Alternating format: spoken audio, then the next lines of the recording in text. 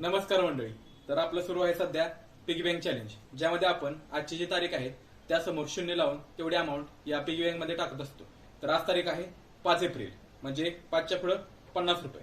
50 रुपयाची नोट आज आपण आपल्या पिगी बँक मध्ये टाकत आहोत आणि हे आपण 30 एप्रिल पर्यंत म्हणजे 30 दिवस हे चॅलेंज करणार आहोत. तर आजचे 50 रुपये गेले आणि आजच्या 5 तारखेवर काट मारलेली आहे, म्हणजे आजचं 5 तारखेचा टास्क पूर्ण झाला. तर आज आपण बोलणार आहोत वायफळ खर्चावर. आपण दिवसभरात खूप वायफळ खर्च करतो.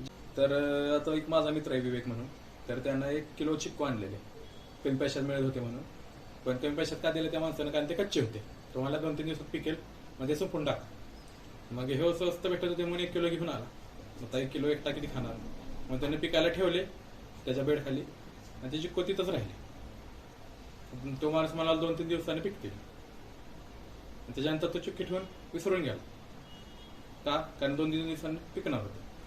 6-7 दिवस चिक्कू तसेच राहिले. नंतर काढून बघितले तर त्यातले निम्मे खराब झालेले आणि निम्मे आम्ही खाल्ले ते, पण निम्मे खराब झाले.